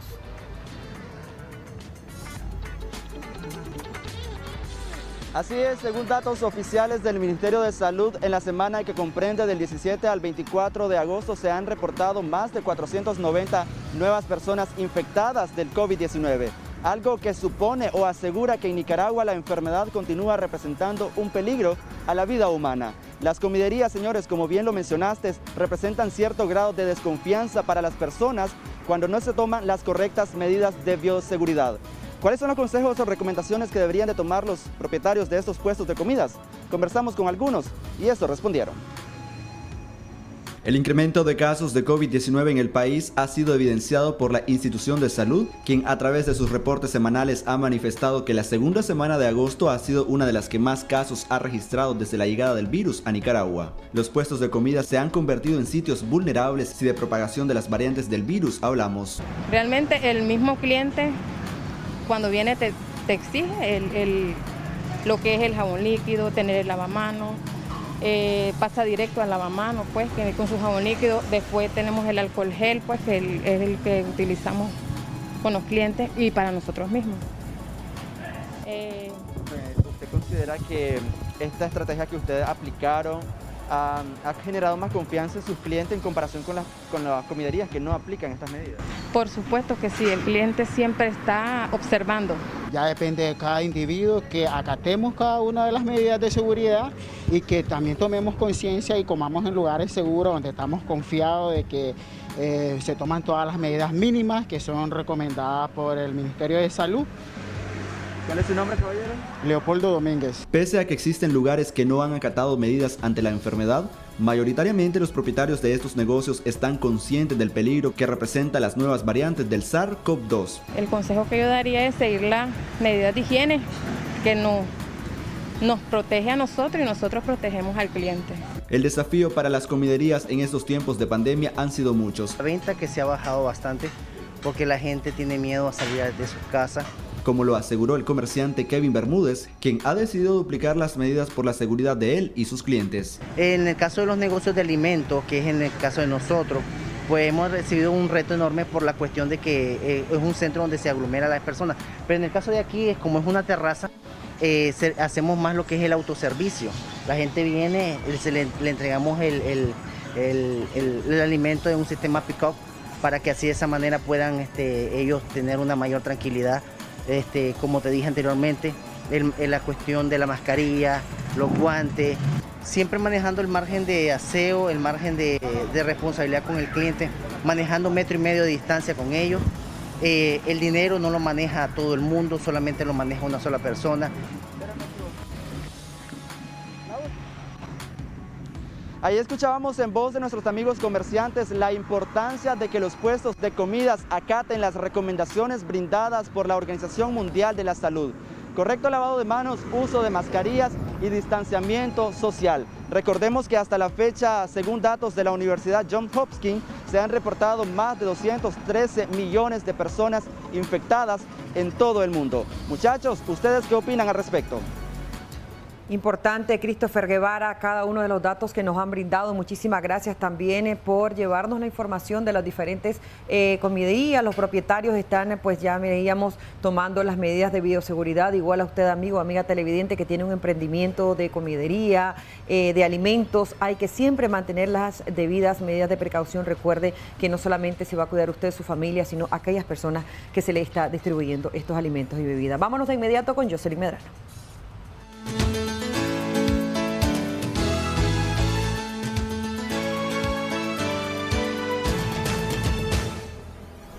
La diabetes es una enfermedad en la que el nivel de glucosa o azúcar en la sangre es más elevado de lo normal. En el abdomen, detrás del estómago, se encuentra un órgano llamado páncreas que produce insulina, el cual es una hormona que toma glucosa de la sangre y la transporta al interior de las células del cuerpo, donde se usa como energía. Con el tiempo, la falta de control de la diabetes puede causar complicaciones serias, incluidas enfermedades del corazón, en los riñones, ceguera y daño a los nervios. Los diferentes tipos de insulina se clasifican según la rapidez de su acción y la duración del efecto en el cuerpo. Mantener el nivel de glucosa de la sangre cerca de lo normal es clave para prevenir estos problemas de salud. Por lo antes mencionado, le invitamos, amigo televidente, a escuchar y participar de nuestro siguiente segmento, Consulta con el especialista. Christopher Guevara, Acción 10. Gracias, Christopher Guevara. Vamos a conversar de este tema con nuestro experto, el doctor Javier Bravo, médico diabetólogo, que nos acompaña vía Skype esta mañana, y vamos a compartir con él el uso de la insulina para el control de la diabetes. ¿Cuándo usted, que está quizá recientemente diagnosticado con diabetes, debe usar insulina y cuándo puede ser controlado su padecimiento a través de otro medicamento? Vamos a hablar con el doctor. Buenos días, doctor. Gracias por acompañarnos. Bienvenido. Gracias, yo estoy una vez más aquí en la revista Acción 10 Española. Primeramente, el mecanismo, doctor, de la insulina y por qué algunos pacientes con diabetes son tratados con insulina y otros no. Exacto, lo importante de manejar lo que es la insulina es que la insulina actúa a nivel del cuerpo en ausencia de la insulina que no elimina el páncreas. Es decir, en los pacientes que tienen poco diagnóstico de la enfermedad podemos iniciar con tratamientos hipoglicemiantes orales. En pacientes que ya tienen daño crónico del páncreas o digamos que llevan ya más de 10 años de padecer de la enfermedad, estos pacientes les podemos indicar la insulina. Es importante mencionar de que si un paciente inicia con un pie diabético, una infección de vías urinarias, una alteración del hígado o cualquier patología que compromete el estado de hiperglicemia, entonces este paciente tiene que ser sometido con insulina rigurosamente para poder eliminar o disminuir el nivel de glucosa alto que tiene. Y ya una vez controlado, podríamos definir si ese paciente puede pasar a tratamiento con hipoglicemiantes orales o lo que se conoce como las pastillas. Cuando la diabetes es desde el nacimiento, doctor, ¿este pacientito va a ser siempre insulinodependiente o no necesariamente? Bueno, se habla que la diabetes se clasifica en diabetes tipo 1 y diabetes tipo 2 y otros tipos de diabetes como la gestacional y otro tipo de diabetes hormonal. En este caso, el diabético de edad temprana, pues lo más idóneo es iniciar con insulina, ya que estos pacientes tienen deficiencia de lo que es la parte de la producción de insulina. Entonces, existe la posibilidad de que estos niños se pongan con insulina y si logramos ver de que más adelante se hace más estudios en estos pacientes y darle otro tipo de medicamentos, pues sería ser combinado con hipoglicemiantes orales en caso pues de que el niño en su momento sufra de obesidad, porque algunas veces pues la insulina hasta cierta parte pues logra subir de peso al paciente una vez que ya está controlado. Entonces estos pacientes también pueden utilizar hipoglicemiantes orales. Podemos hacer una combinación de ambas. Doctor, yo quisiera que hagamos un énfasis importante en esto que le voy a preguntar. Hay personas que tienen el problema de la diabetes y como tienen su tratamiento al día o están con su insulina al día, dicen, yo no me preocupo, yo puedo tomarme esta soda o puedo comerme esto que realmente no es adecuado para nosotros los diabéticos, pero como estoy con mi tratamiento al día o con la insulina, estoy bien controlada, entonces no importa, puedo pecar. ¿Esto representa realmente un riesgo para estos pacientes? Ok, eso va dependiendo de cada paciente, porque si el paciente lo hace de costumbre, obviamente ese paciente se va a descontrolar o se va a descompensar. Pero si es un paciente que meramente está bien controlado, que está con su indicación al pie de la letra y con una dieta rigurosa, ese paciente sí, de manera personal, le puedo dar yo la autorización de que pueda tomar una poca cantidad de azúcar, no hay ningún problema, siempre y cuando él mismo se controle lo que es la parte de la glucosa. Es decir, es casi similar. Si un paciente va a una actividad y desea comerse un vigorón, yo le ordeno al paciente, tómese la glucosa media hora antes, revísese cómo está y proceda a comer lo que va a comer y se pone la insulina, ya sea de acción rápida o ultra rápida, y posteriormente en 2 horas o 3 horas se hace un nuevo control y se vuelve a inyectar insulina. Entonces el paciente gozó de ese momento y se controla el azúcar en ese momento. Pero cabe señalar que hay pacientes que lo hacen y solo lo que hacen es, como me siento bien, como no me da ninguna reacción, entonces este producto no me hizo daño, pero no se controla el azúcar en ese momento y eso va independientemente del nivel de insulina o la cantidad de insulina que se esté aplicando. En otras palabras, este paciente, si va a abusar un poquito de la alimentación, debe aumentarse automáticamente unas cuantas unidades de insulina para contrarrestar el efecto que viene, pues que es el aumento de la glucosa. Pero hablemos de ese manejo correcto, doctor, de la insulina, algo que es bien delicado, porque también si logramos bajar la glucosa a índices por debajo, muy por debajo de lo normal, esto puede ser riesgoso para el paciente. Exacto, podríamos caer en una hipoglicemia. Por eso cuando uno tiene un contacto con un paciente, uno le dice al paciente, de cualquier situación que usted presente, puede llamarme, puede chatearme. Ahora, uno le da una buena educación al paciente donde uno le dice, se va a aplicar insulina, tantas unidades en la mañana, tantas unidades en la tarde. Pero si en 3 días este nivel de glucosa, por ejemplo, amanece todos los días con 300 o 250 de glucosa, significa que la insulina de la noche no le está ayudando. Entonces, cada 3 días yo le ordeno a este paciente que se indique 3 unidades de insulina más, hasta llegar a un momento de que el nivel de glucosa baje a un nivel por lo menos 120, 130 o hasta 100 en ayunas. Y así sucesivamente vamos orientando al paciente para que el nivel de azúcar vaya bajando, porque es importante tomar en cuenta que los pacientes tienen muchas dificultades. 1, en el estrés que vivimos. 2, en la alimentación.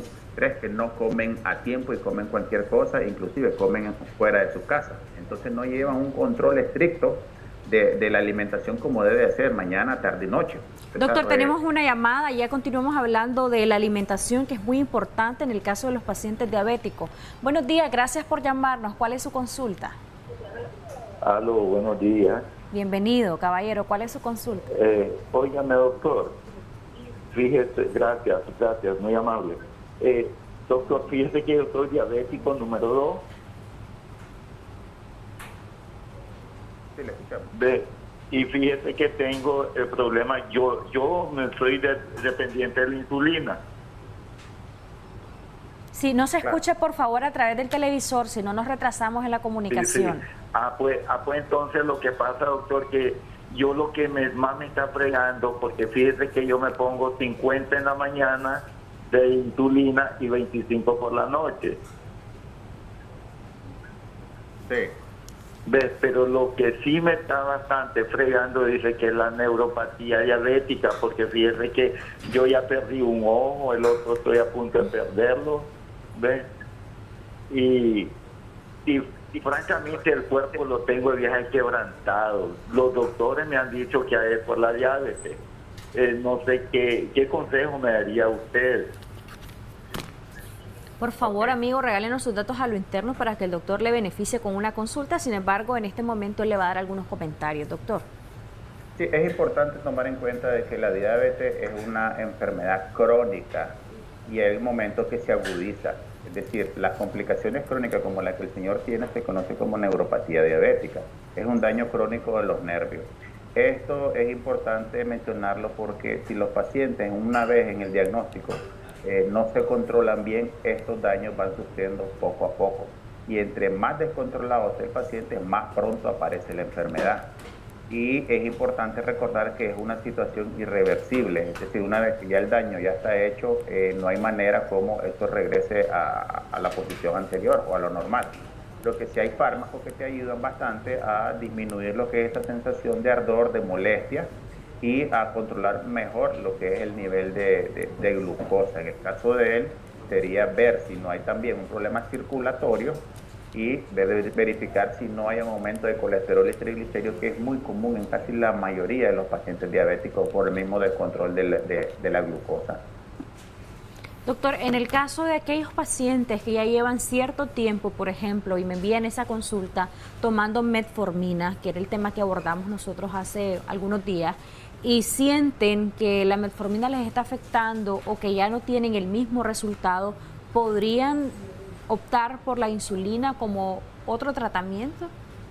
Perfectamente, como hablábamos al inicio, existen insulinas de acción larga, de acción corta y acción intermedia. En el caso de los pacientes podemos ocupar una insulina de acción larga que se puede aplicar una vez al día asociado a la metformina.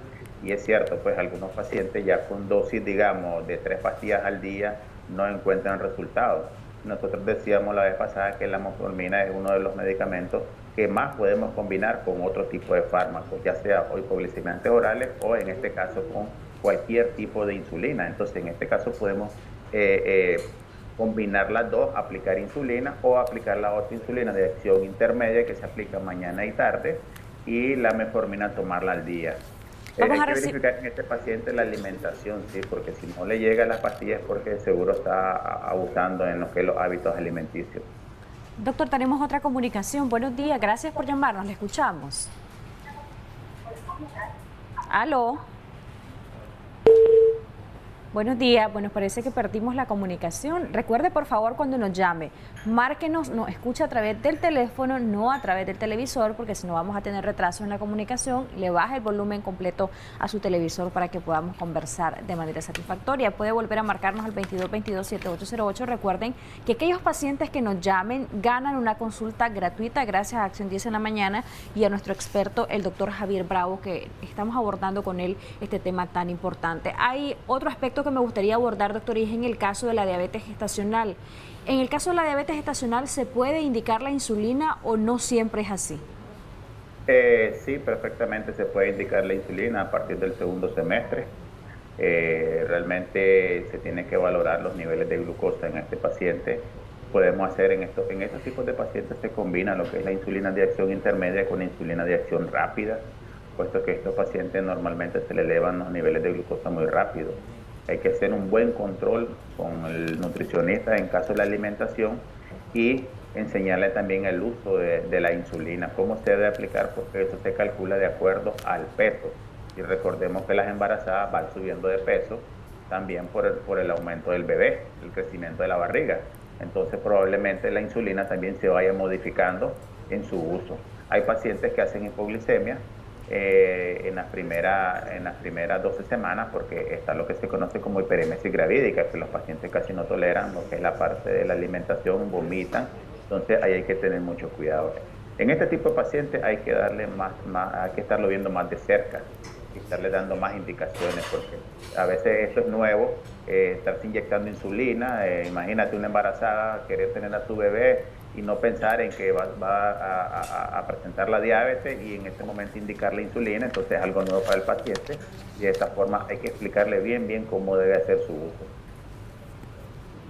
Sus recomendaciones finales, doctor, para aquellos pacientes que nos han sintonizado en este tema de gran importancia y que quizá no le prestan atención al control de su diabetes, o incluso hay pacientes que sienten algún síntoma relacionado a la descompensación cuando tienen diabetes y no buscan la atención hospitalaria, y los riesgos son grandes en estos casos.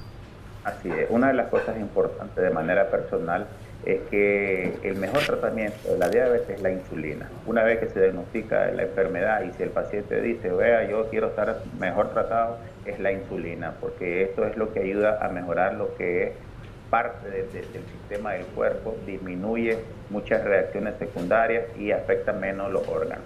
Más sin embargo, pues el paciente que ya topó la dosis de medicamentos orales y el médico viene y le indica insulina, que no tenga temor, que empiece con la insulina, y esto no significa que la vida se ha acabado y que ya esté en etapa final de la enfermedad. Simplemente ya los fármacos orales no están haciendo efecto a dosis alta y requiere mejor de indicación de insulina. Recuerde que nada más la insulina va a hacer, digamos, pequeños hincones en las regiones del cuerpo, pero va a tener un mejor estilo de vida asociado pues a la alimentación.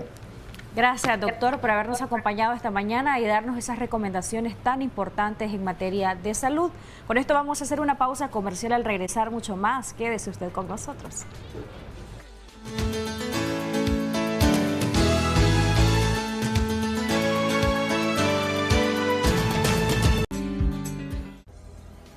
La violencia está presente en diferentes ámbitos del ser humano. La agresión verbal que reciben algunos hijos de parte de sus padres o la que pudiera recibir una mujer de parte de su marido son los ejemplos más claros de este fenómeno común en la sociedad. Los ciclos de violencia han provocado que el trabajo por identificar que se está en una relación violenta sea difícil, por lo que se ha normalizado. Según los expertos, la violencia es todo aquello que impide la realización plena de una persona.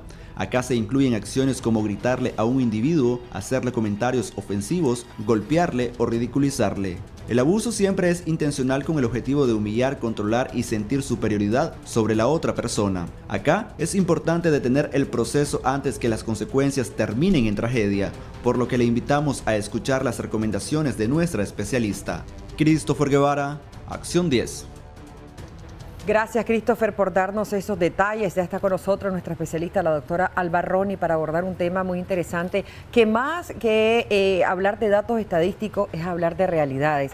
No solo en otros países, sino que en nuestro país se ha visto diferentes tipos de violencia, violencia intrafamiliar, violencia de género, violencia laboral, pero ¿quiénes la están padeciendo más? Decían algunos, varones, mujeres, niños, niñas, adolescentes. Es la doctora quien nos va a indicar también cada ciclo de violencia y cómo identificarla. Doctora, qué bueno que nos acompañe, bienvenida. Muchísimas gracias, Odilí. Como siempre es un gusto poder compartir con ustedes un tema donde en este momento está siendo como el boom, y no solamente en nuestro país, sino que, por ejemplo, miramos en Afganistán, pues cómo están matando a las mujeres.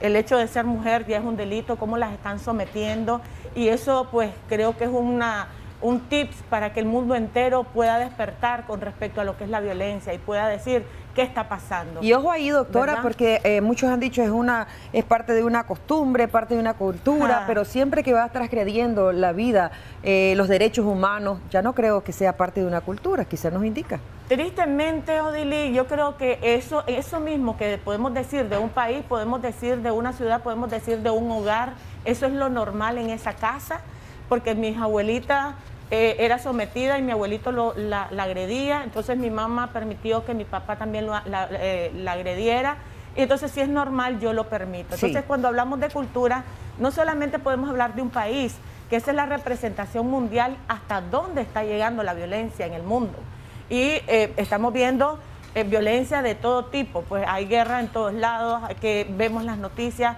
cada vez peores, y comenzamos a justificar y a buscarle una lógica a este fenómeno tan horrible de lo que es la violencia.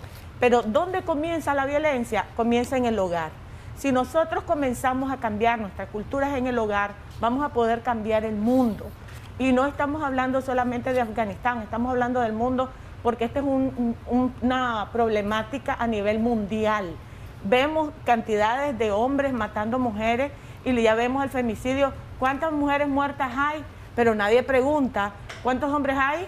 O sea, ya se da por hecho de que la mujer es la que está siendo asesinada en manos de sus parejas. Y no quiere decir que el varón tampoco no padece violencia. Hay, pero se ve con tanta frecuencia y lo hemos normalizado que ya las personas están preguntando por las estadísticas del mes, cuando no deberíamos ni de preguntarlo, sino que deberíamos de estar seguros de que no hay ninguna mujer muerta en cada mes o en cada hogar, ¿verdad? Hablemos los tipos de violencia y los ciclos de la misma, doctora. Ok, el ciclo se da en 3 posiciones bien importantes. El primero es la tensión. La persona comienza a sentir esa tensión cuando algo no le agrada. Y esto viene dado por las creencias del hogar. Las creencias muchas veces del hombre es que la mujer le tiene que servir. Tenemos una llamadita y ya continuamos Adelante. en el hilo de esta información. Buenos días, adelante, le escuchamos. Aló, buenos días, estamos al aire. ¿Cuál es su consulta? Bienvenida. Aló, buenos días. Yo estoy casada con un señor que vivo aquí en la casa con él. Él trabaja, pero tenemos 9 años de vivir juntos, pero él siempre que viene del trabajo viene agresivo, me quiere golpear, supuestamente porque otra señora está metiéndose en el teléfono de él, seguramente para vivir con él y echarme de la casa a mí. Y siempre viene agresivo a quererme golpear y me acosa y yo ya tengo miedo hasta de que me vaya a matar. ¿Qué puedo hacer? Wow. Déjenos sus datos completos y su número de teléfono. ¿Perdón? Estoy casada con él y no sé si yo debo divorciarme de él. Como no, déjenos sus datos completos y el número de teléfono también, doctora. Creo que decirle lo que debe de hacer, pues sería un atrevimiento mío, pero yo la invito a reflexionar, a revisar realmente qué está pasando conmigo, no con él, conmigo que lo estoy permitiendo. Hasta dónde un documento por estar casada yo le tengo que aguantar a otra persona. Si yo no me amo, si yo no me quiero, si yo no me estimo, si yo no me cuido, nadie lo va a hacer. Entonces lo importante es qué está pasando conmigo y qué necesito hacer yo, porque la persona que ella una vez agredió se siente con el derecho de someterlo. Y si usted se permitió someter, él puede sentir de que usted es objeto de él. Y la violencia nunca va para atrás, siempre va aumentando. Entonces, si ya la golpeó, si ya la agredió, si ya la tiene sometida, eso va a ir peor. ¿Qué tengo que hacer yo? Primero, la invito a ponerse a salvo. Nunca lo enfrente cuando esté sola. Busque personas con las que se sienta acorpada, que se sienta que la están cuidando, que la protejan y que representen para él un límite de agresión. Porque muchas mujeres, tristemente, decimos, somos iguales. No somos iguales. A la hora de un golpe, el hombre tiene mayor fuerza. Si no, no caeríamos, o sea, podría la mujer defenderse. El problema es que físicamente no tiene las mismas condiciones que el hombre. Somos iguales en términos de laborales, equidad, doctora. Sí, valemos lo mismo, tenemos los mismos derechos, tenemos las mismas, tenemos que tener el mismo empoderamiento y amor propio, eso sí, pero el cuerpo físicamente no somos iguales. Entonces a veces decimos, no, si me da yo le doy, y si me agrede yo le agredo, y eso cada vez se va haciendo más grande. ¿Cuál es el ciclo de violencia? Cuando nosotros tenemos tensión, la persona se siente que algo no le gusta y se lo queda callado, pero ahí anda bravo, haciendo mala cara y comenzó ya la violencia. Doctora, me llama la atención siempre también que tanto el varón o la mujer, en este caso la persona que nos llamaba decía, hay una señora, una persona que le está diciendo, pero no es esa tercera persona. Quien está haciendo la deslealtad y quien está violentando es la pareja de ella. Y es allí donde tiene que tener mucho en cuenta lo que usted está diciendo, doctora. Claro, la pareja es la que me debe de tener a mi lealtad, respeto, cuidado, atención, protección y todo lo que conlleva una relación, no un tercero. Ahora, el problema cuando hay ya una violencia, esa persona que la violentó, aunque sea mi pareja, el problema ya no es solamente de él, ya es mío. Yo necesito quererme y comenzar a tomar decisiones. Porque ¿cuál es el ciclo de la violencia? Que las personas que traen arrastrando esa conducta en sus casas lo ven tan normal y sienten de que las mujeres o la pareja es propiedad de ella. Tenemos otra llamada. Muy buenos días. Adelante. Utilice la bocina de su teléfono para comunicarnos más rápido y directo. Adelante. Buenos días. Buenos días. Quería opinar al tema de hoy.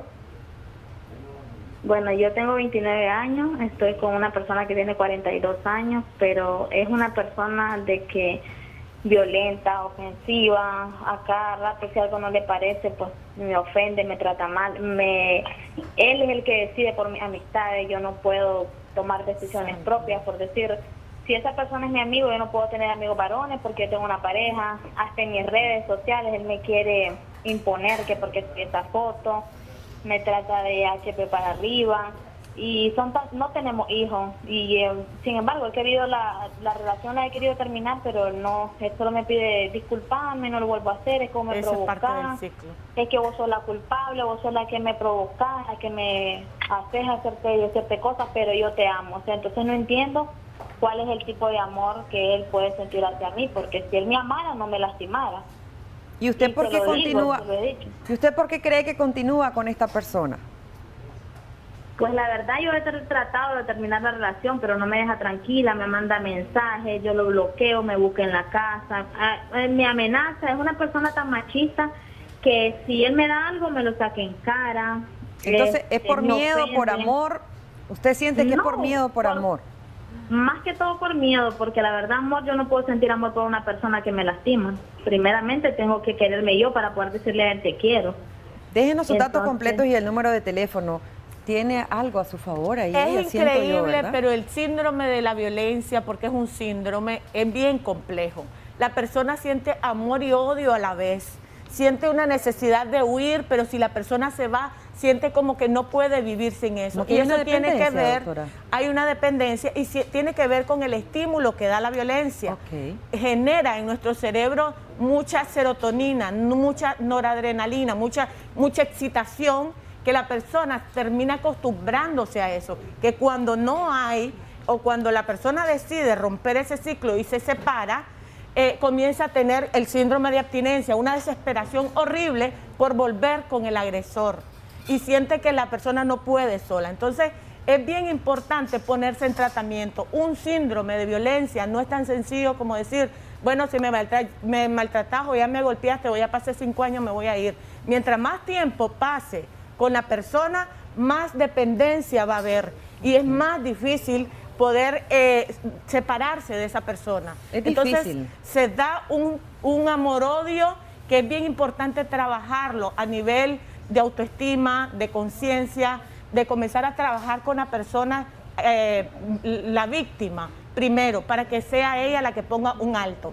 Por eso es que es bien importante que en el primer signo de violencia en la pareja o en la familia o donde se dé, se ponga un alto, para no tener que comenzar a trabajar todos esos traumas que a veces nos hacen tener ese apego totalmente enfermizo con esa persona. Doctora, igual sucede en algunos centros de trabajo donde hay violencia o las mismas mujeres hacia otras también se está violentando y a veces es difícil salir de un círculo de violencia, por ejemplo en la familia, por esa dependencia que escuchábamos a veces y usted nos decía, emocional, económica, pero en lo laboral por esa dependencia a ese trabajo, a ese ingreso económico. Odili, ¿qué recomendación, doctora? El problema es que cuando la persona viene desde su familia con baja autoestima, con descalificación, con sometimiento, con viendo de que no, pues tiene que agradar a los demás para que los demás le quieran, lo va a ver reflejado en todas las áreas. O sea, hay personas que en su primer trabajo nunca han tenido una experiencia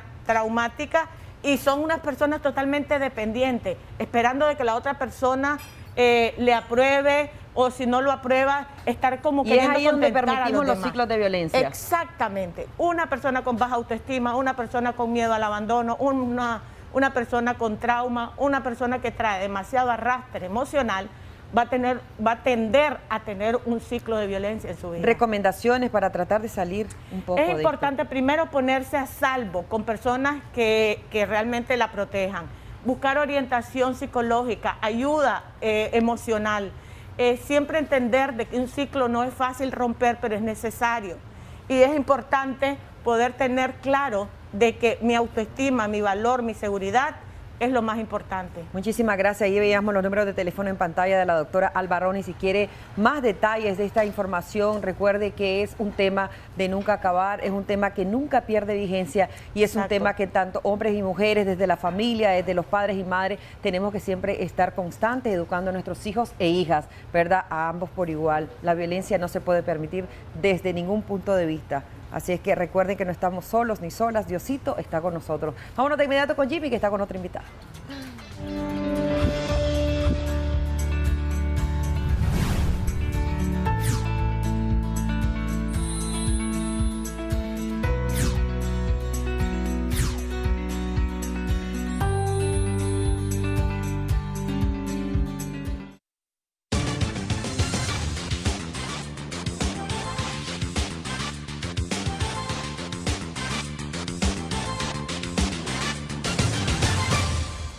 Muchas gracias, Odilí, también a la doctora Alba Roni por abordar esos importantes temas. Ahora continuamos con más acá en Acción 10 en la mañana. Les comento que nos acompaña el salmista evangelista Vince Manzanares, quien nos tiene buenas noticias para la comunidad evangélica, pero no también solo para este segmento de la población, para aquellos que creen en Dios, que creen en la palabra. Muchas gracias por acompañarnos. Nos viene a presentar una excelente actividad que puede cambiar la vida de muchas personas. Así es, así es. Bueno, muchas gracias al Canal 10, ¿verdad?, por abrir las puertas nuevamente y le damos la honra y la gloria para que también sepan que el día de hoy también Dios está con todos nosotros en este día y con el Canal 10 pues siempre de mano a mano. La actividad Embajadores de Jesús, ¿en qué consiste? Embajadores de Jesús somos un grupo de jóvenes que nos unimos a hacer evangelismo en las calles.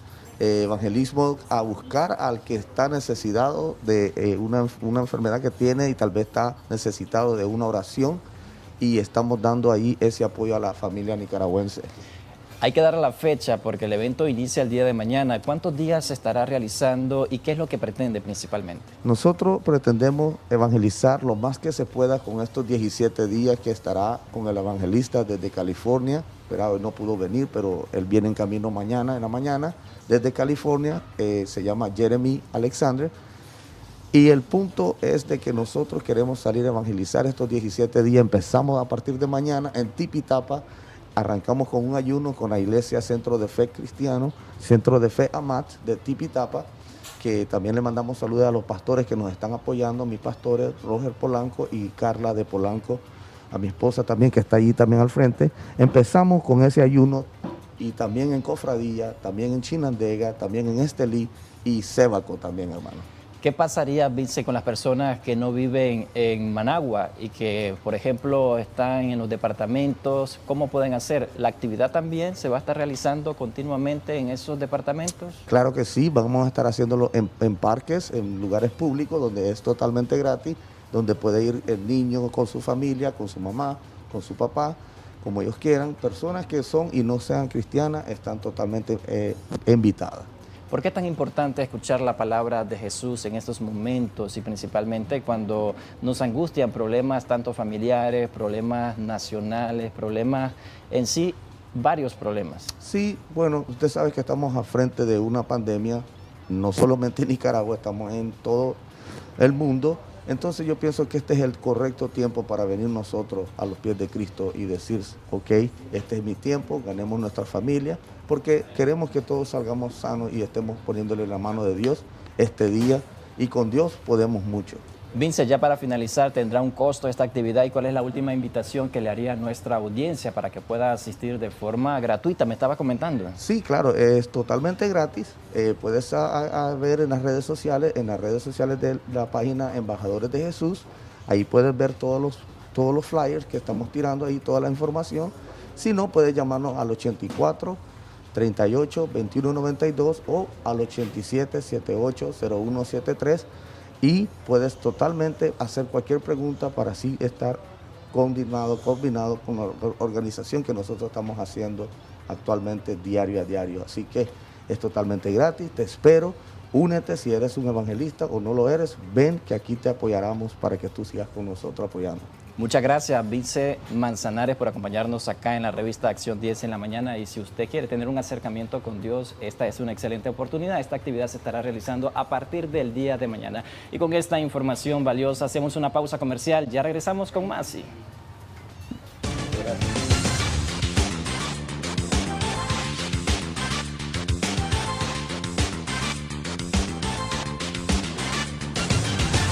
Por ahí en pantalla, y ahí lo tenemos. ¿A quién saludamos? De manera muy especial a Marcia y Marvin Treminio, 36 años de vida matrimonial. Ellos están arribando el día de hoy. Muchas felicidades. Hasta Matagalpa, muchas felicidades. Hoy tienen que disfrutar al menos una cenita romántica, porque 36 años de matrimonio es bastante, bastante, definitivamente. Vamos a saludar también a una princesita que vamos a ver por ahí en pantalla. Se llama Kiara Sánchez. El día de hoy está de cumpleaños y es la hija de nuestro camarógrafo estrella, Rogercito Sánchez. Nuestro queridísimo Chele está feliz y contento porque esa preciosura hoy está arribando a un año más de vida. Que Diosito la bendiga mucho y que disfrute este día muy especial. Así es, un saludito grande para toda la familia de nuestro camarógrafo Roger y por supuesto a su bebé que está cumpliendo años el día de hoy. Sé que las va a pasar bomba porque tu papá te está preparando una sorpresa desde ya. Nos vemos, señores, mañana viernes. Antes de irnos, te quiero contarte que tenemos un servicio social. Tenemos un servicio social, lo estamos aquí buscando, y es que se extraviaron unos documentos en el sector del aeropuerto. Vamos a compartir con ustedes este servicio social y son unos documentos que se extraviaron. Yo no sé si podemos poner en pantalla, sale una imagen, ¿verdad? Ahí está. Estos son los documentos de Vania Dolores. Vania Dolores. Entonces, la señora Yasmín Ocon se ve en esta situación de pedir la colaboración, ya que el día de hoy su hermana Vania perdió estos documentos, iba rumbo al aeropuerto, iba viajando en el taxi, una señora de 87 años, y perdieron toda la documentación. Si alguna persona tiene estos documentos que solamente a ella le sirve, por favor comuníquese al número 83 27 37 77 o bien puede traerlo aquí a las instalaciones de Canal 10 y nosotros aquí nos vamos a poner en contacto y vamos a entregar estos documentos. Una vez más repito, estos documentos solo a esta persona le sirven y son de mucha importancia para ella. Muchas gracias, se va a dar gratificación a la persona que regrese estos documentos. Así es, nosotros nos vamos, los esperamos mañana en punto de las 6 de la mañana. Mañana viernes, Deiner, vamos a tener unos invitados muy especiales y en nuestro segmento vamos a estar bailando con un grupo musical. Así que los invitamos que mañana estén pendientes de la revista Acción 10 en la mañana. Buenos días.